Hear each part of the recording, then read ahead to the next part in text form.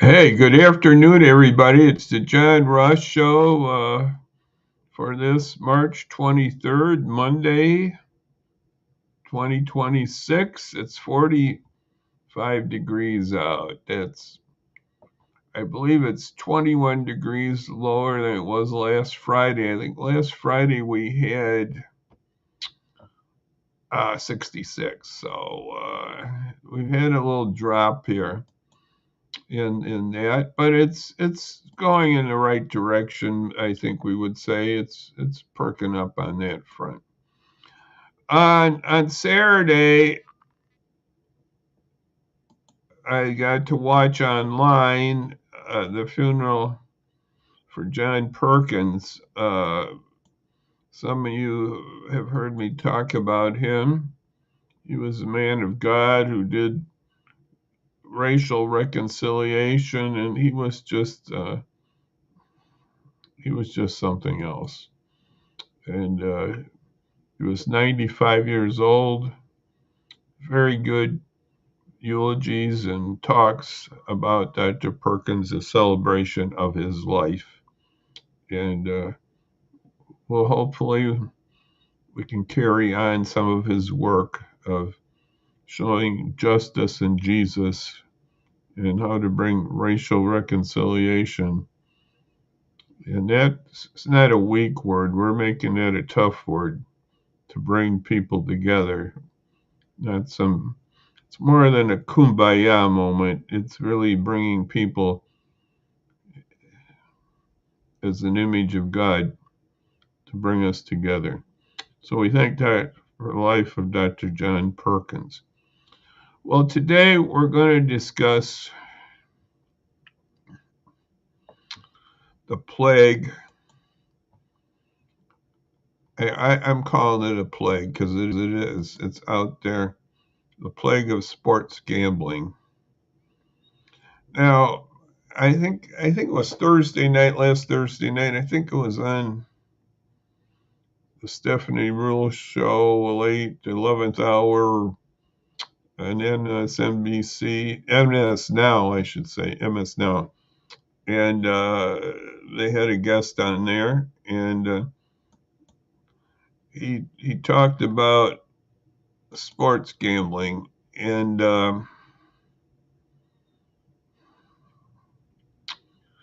his name is, let me see, I got to get this right. Let me get this right.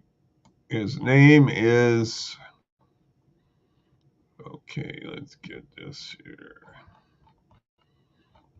Gotta get it here. I'm sorry, folks. Just 1 minute here. I'm going to get the article here in my screen. Anyway, he wrote this article about sports gambling, and he was giving some money by the Atlantic magazine. The name is McKay Chappins. McKay Chappins. That's his name, McKay Chappins. And he's a younger man. I think he's under 40. He has children and wife, has done investigative reporting and other things. And he works for the Atlantic magazine, and I don't know how he got this idea, but I forgot how that was.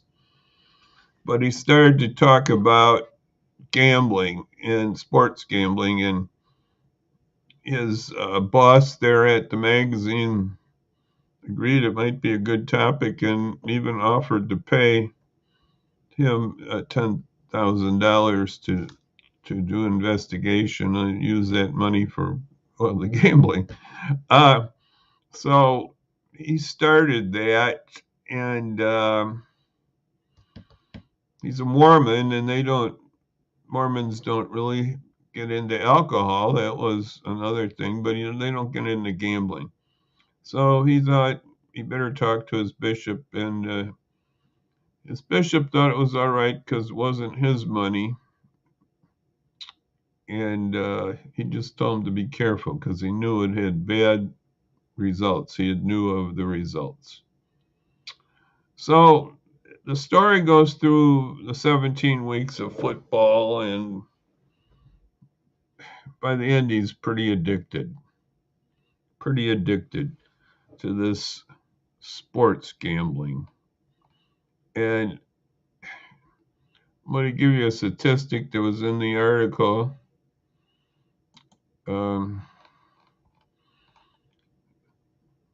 This is alarming. This is really alarming statistic.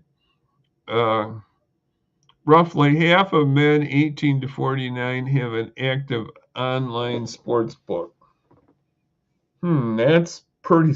It's pretty sad.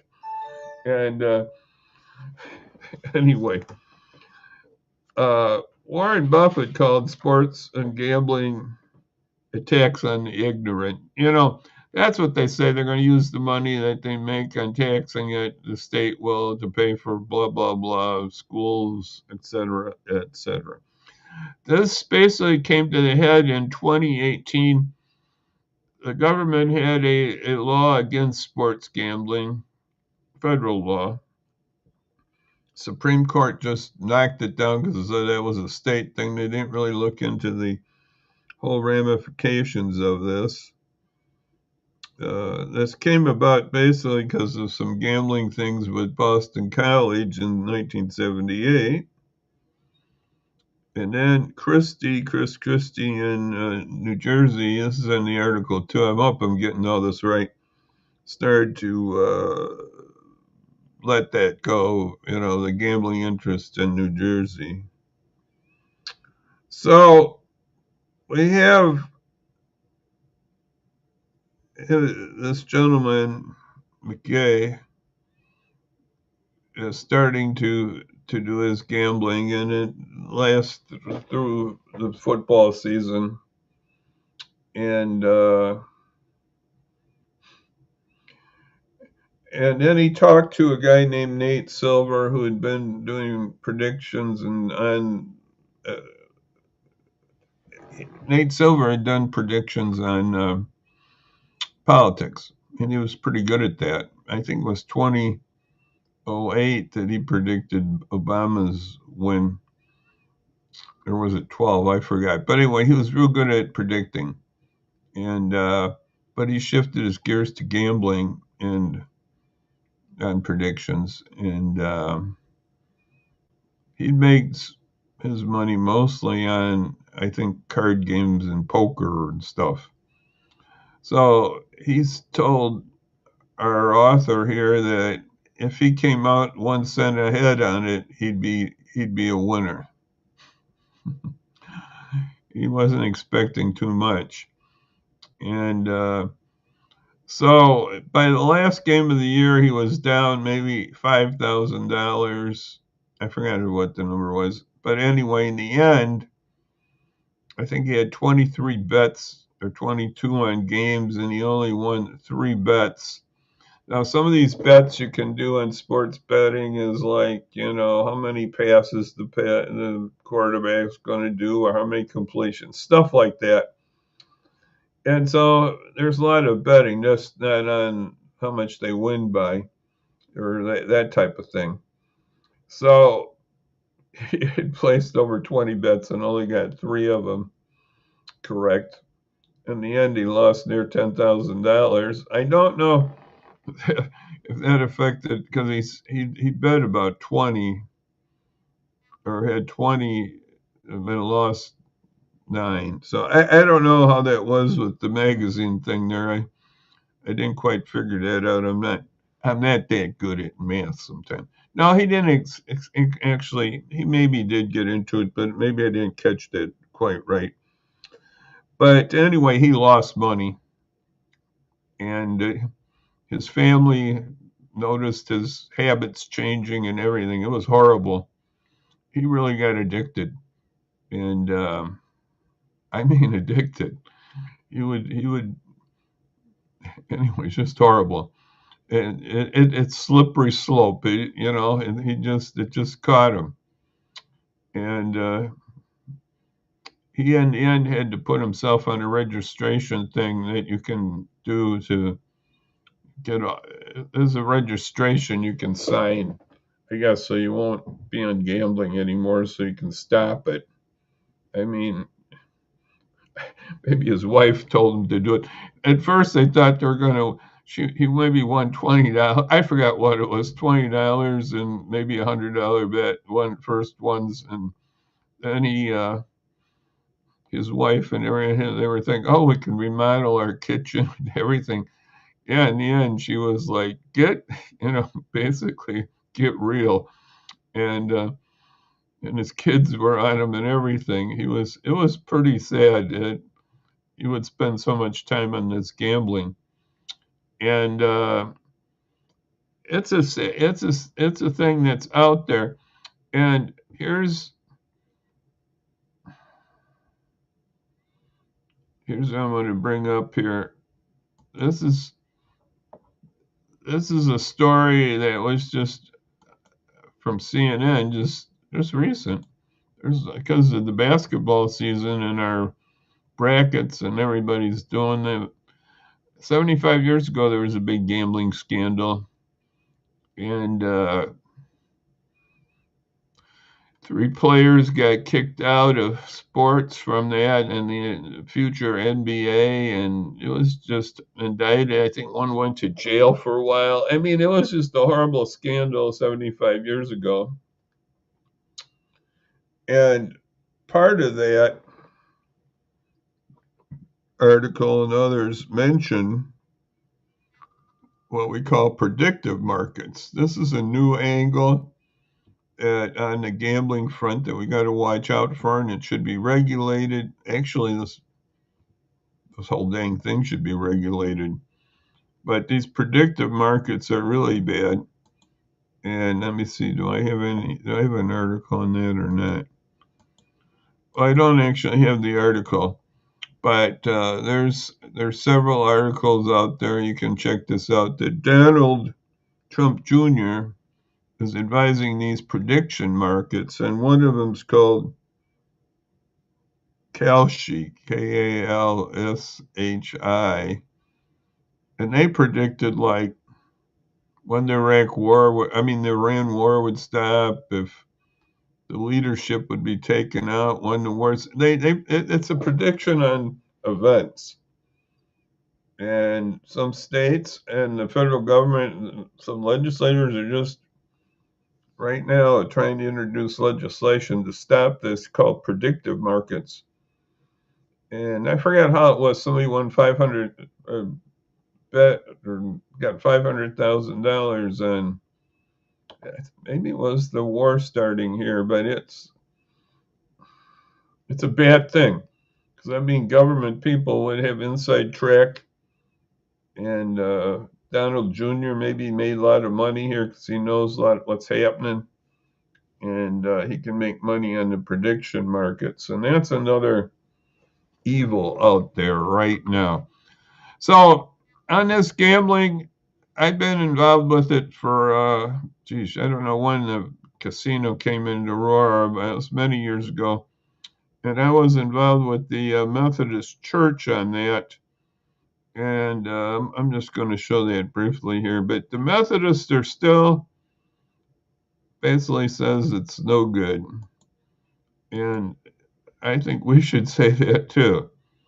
That gambling is no good. It does not do anything for our economy. It just takes money and gives it to certain people. And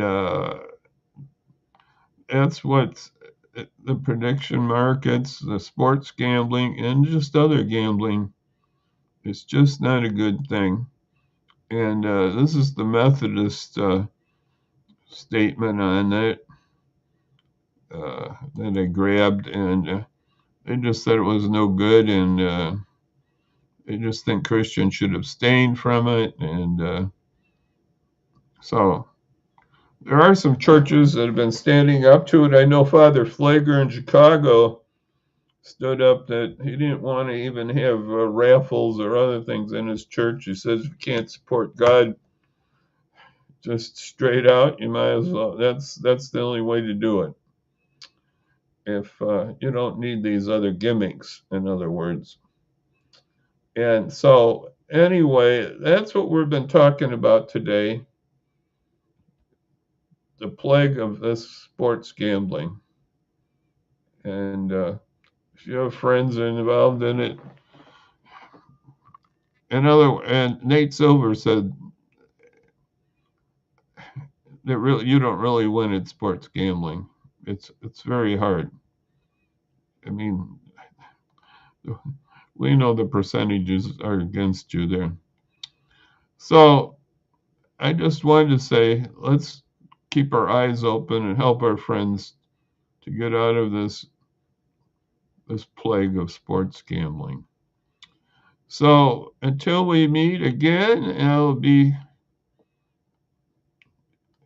that'll be on this Wednesday coming up. Yeah, Wednesday. So I'm going to get my little thing here. So we'll be back on Wednesday, Lord willing. And we're going to have some interesting people down the road. I'm working on some people here. We're going to have some legal stuff. We're going to have some about education and Christian education, helping young people. We're going to have several topics coming up here. So I just want to say we'll be with you then on Wednesday, Lord willing, as they say, and I hope you'll. I just want to say thank you for taking time to listen, and we'll see you then at 5 on Wednesday. So till then, God be with you all, and I would just want to say right now, I'll just say bye-bye, everybody. Bye-bye.